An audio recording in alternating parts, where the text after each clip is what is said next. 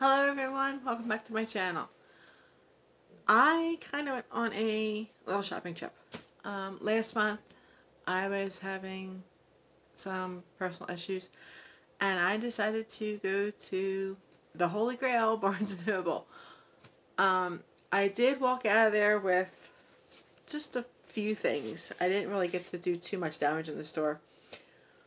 But the first thing that I did pick up were the magnetic bookmarks from Harry Potter theme.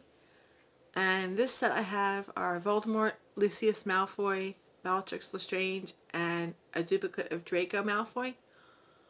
I do have almost the entire series of these. The only ones I'm missing are the magical creatures and the set with Hagrid and Hedwig.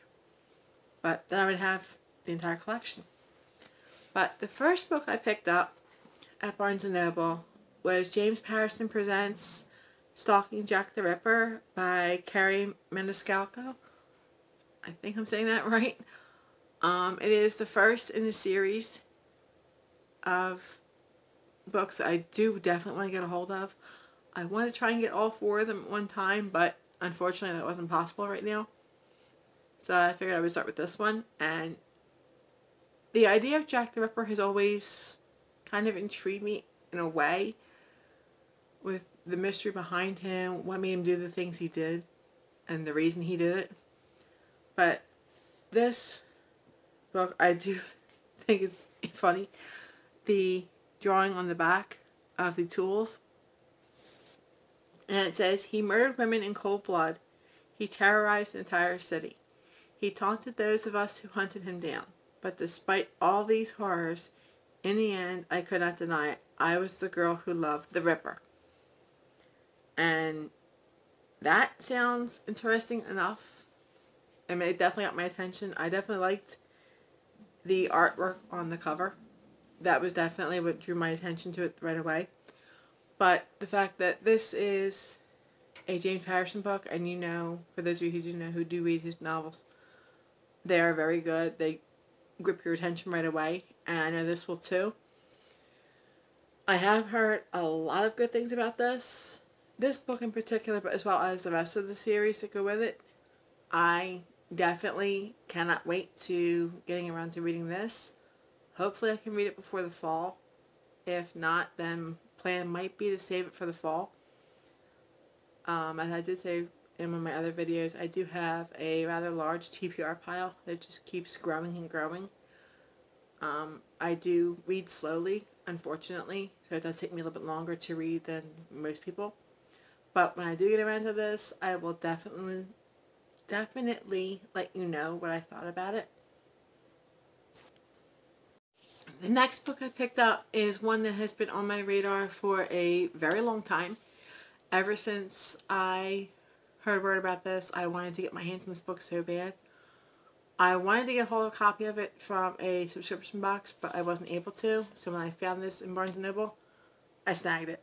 And the book is Sorcery of Thorns by Margaret Rogerson. I've heard a lot of good things about this, and I've heard a few not so good things. But honestly, I'm going to put the not so good things to the side and just read it for myself. I love the artwork on the cover. It is absolutely beautiful and stunning. But the synopsis of the story is what really intrigued me, and I'll read it to you really quick. All sorcerers are evil. Elizabeth has known as long as she has known anything. Raised as a foundling in one of Ostermere's great libraries, Elizabeth has grown up among the tools of sorcery, magical grimoires that whisper on the shelves and rattle beneath iron chains. If provoked, they transform into grotesque monsters of ink and leather. She hopes to become a warden, charged with protecting the kingdom from their power. Then an act of sabotage releases the library's most dangerous grimoire. Elizabeth's desperate intervention implicates her in the crime, and she is torn from her home to face justice in the capital. With no one to turn to but her sworn enemy, the sorcerer Nathaniel Thorne, and his mysterious demonic servant, she finds herself entangled in a centuries-old conspiracy. Not only could the great libraries go up in flames, but the world along with them. As her alliance with Nathaniel grows stronger, Elizabeth starts to question everything she's been taught about sorcerers, about the libraries she so loves, even about herself. For Elizabeth has a power she has never guessed, and a future she could never have imagined. So, it's definitely intriguing me, and I've waited a long time, like I said, to get my hands on this, and I know I'm going to have to wait a little bit longer to be able to read it, but I know when I do, it'll probably be a story I won't be able to put down once I start reading. And I am definitely looking forward to reading this. Now, besides going to Barnes& Noble, I also made a trip to Target, which you just can't go into Target and look in the book section and not get anything.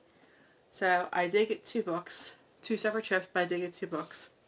The first book I got, I know I already have a hardback version of this, but I saw a paperback version, and this is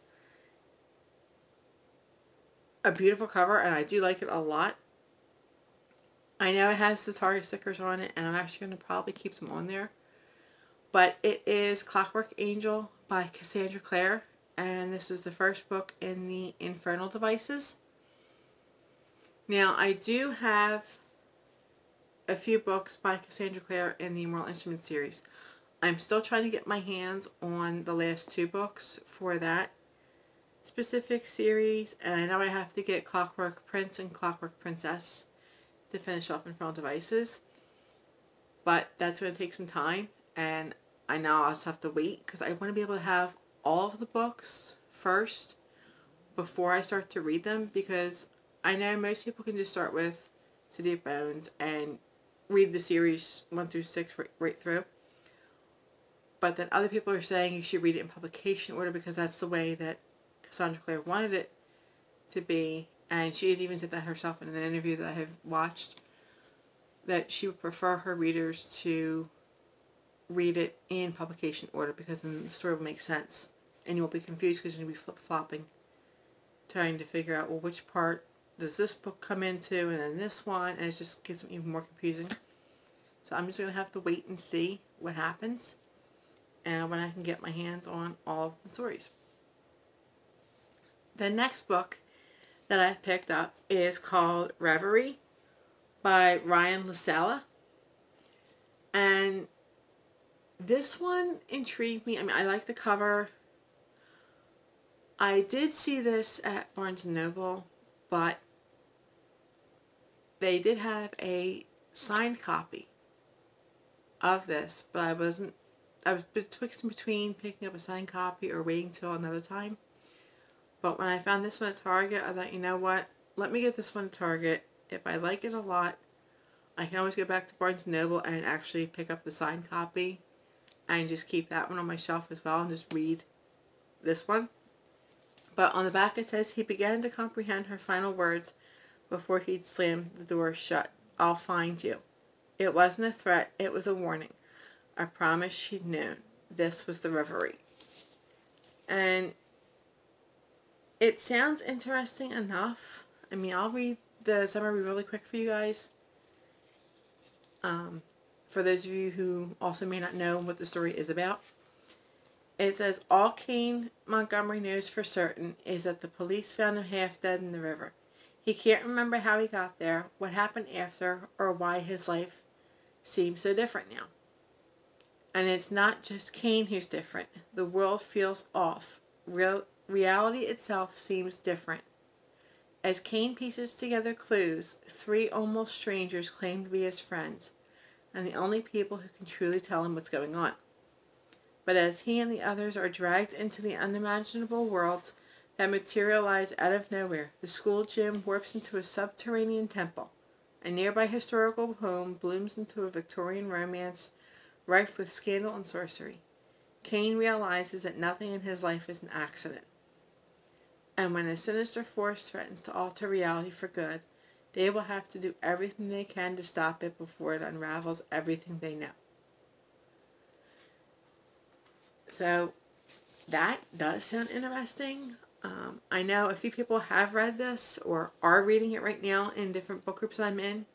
and I have heard a few YouTubers talking about it. If you guys have read this or are reading it, let me know your thoughts down below if you like it.